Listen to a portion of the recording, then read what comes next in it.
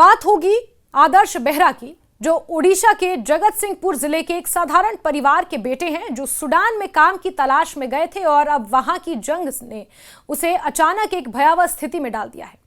Rapid support forces, जो Sudan के अर्धसैनिक बल हैं, ने उसे अगवा कर लिया है। यह घटना अकेली व्यक्ति की नहीं बल्कि एक बड़ी मानवीय और राजनयिक चुनौती की शुरुआत है। आदर्श बेहरा 3 साल पहले सूडान गए थे और वहां एक प्लास्टिक फैक्ट्री में मशीन ऑपरेटर के तौर पर काम कर रहे थे। युद्ध के समय वहां के इलाकों की स्थिति बेहद विषम और जोखिम भरी हो गई थी। फरवरी मार्च के बाद से ही सूडान में मानवीय संकट इंटेंसिफाइड हो चुका है।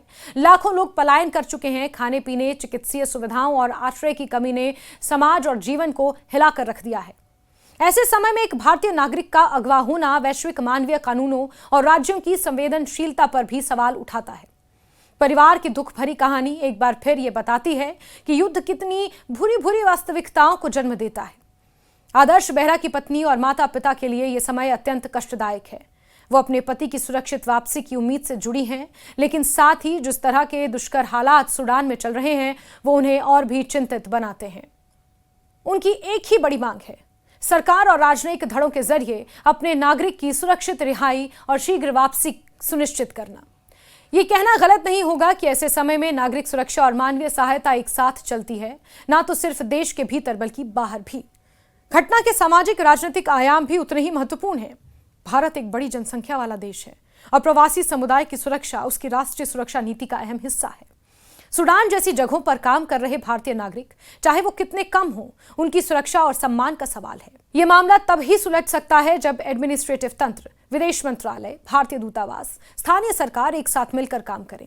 एक व्यक्ति की रिहाई के लिए बहुपक्षीय संवाद और त्वरित कदम जरूरी है। दूतावास से लगातार संपर्क, विदेश मंत्रालय के साथ समन्वित रणनीति, भारतीय खान पान, स्वास्थ्य सुविधाओं और आवास के लिए राहत व्यवस्थाओं का प्रबंध तथा अंतर्राष्ट्रीय संगठनों के साथ मिलकर मानवीय सहायता का आपूर्ति चक्र सुनिश्चित करना। इस संकट की सबसे बड़ी सीख यह है कि मानवीय सद्भावना और कूटनीतिक चीजों को अलग अलग नहीं देखा जा सकता।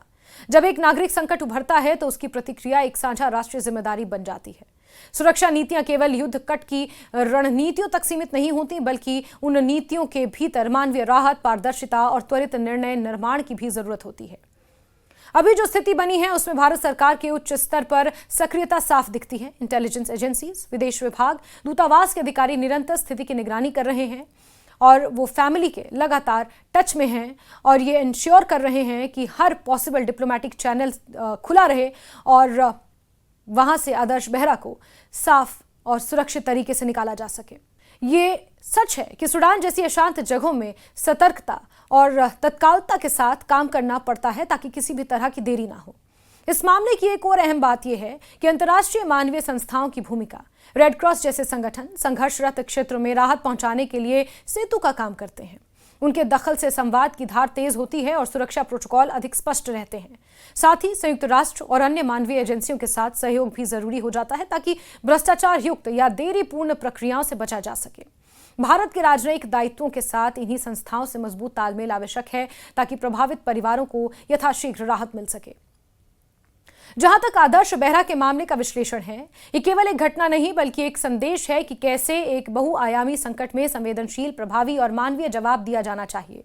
राजनीतिक, आम जनता के बीच संवाद, नागरिक सुरक्षा के प्रति जवाबदेही और बाहरी संकटों में त्वरित निर्णय निर्माण, इन तीनों का संतुलन इस समय सबसे जरूरी है।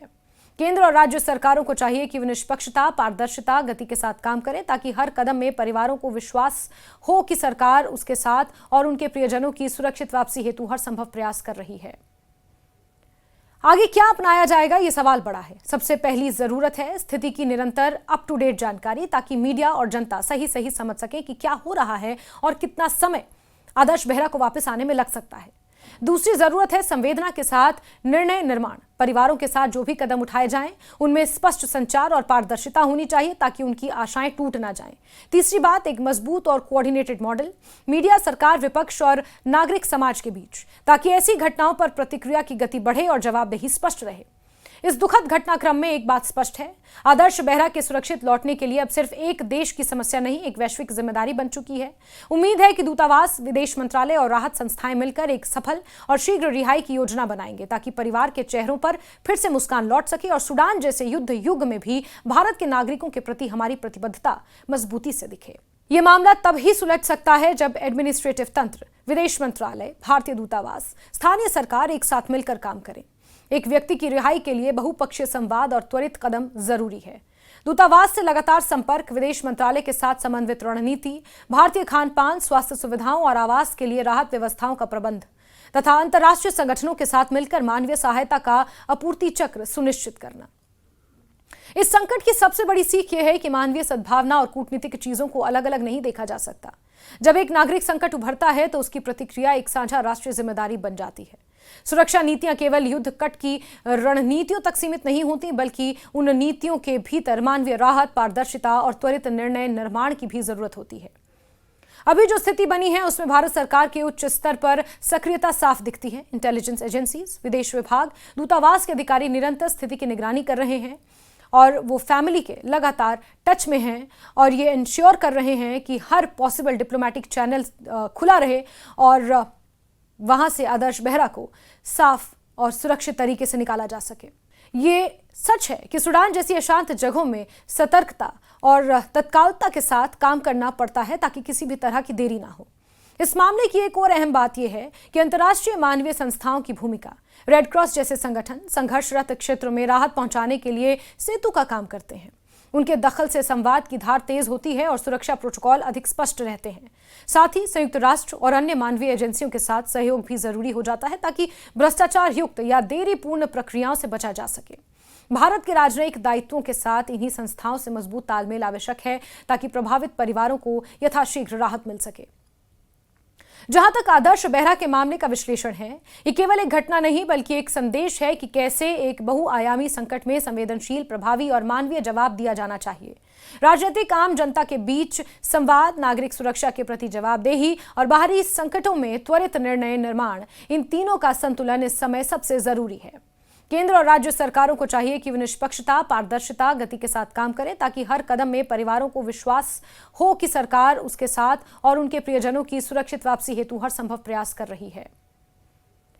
आगे क्या अपनाया जाएगा, ये सवाल बड़ा है। सबसे पहली जरूरत है स्थिति की निरंतर अप टू डेट जानकारी, ताकि मीडिया और जनता सही समझ सके कि क्या हो रहा है और कितना समय आदर्श बेहरा को वापस आने में लग सकता है। दूसरी जरूरत है संवेदना के साथ निर्णय निर्माण। परिवारों के साथ जो भी कदम उठाए जाएं, उनमें स्पष्ट संचार और पारदर्शिता होनी चाहिए ताकि उनकी आशाएं टूट ना जाएं। तीसरी बात, एक मजबूत और कोऑर्डिनेटेड मॉडल, मीडिया, सरकार, विपक्ष और नागरिक समाज के बीच, ताकि ऐसी घटनाओं पर प्रतिक्रिया की गति बढ़े और जवाबदेही स्पष्ट रहे। इस दुखद घटनाक्रम में एक बात स्पष्ट है, आदर्श बेहरा के सुरक्षित लौटने के लिए अब सिर्फ एक देश की समस्या नहीं, एक वैश्विक जिम्मेदारी बन चुकी है। उम्मीद है कि दूतावास, विदेश मंत्रालय और राहत संस्थाएं मिलकर एक सफल और शीघ्र रिहाई की योजना बनाएंगे ताकि परिवार के चेहरों पर फिर से मुस्कान लौट सके और सूडान जैसे युद्ध युग में भी भारत के नागरिकों के प्रति हमारी प्रतिबद्धता मजबूती से दिखे।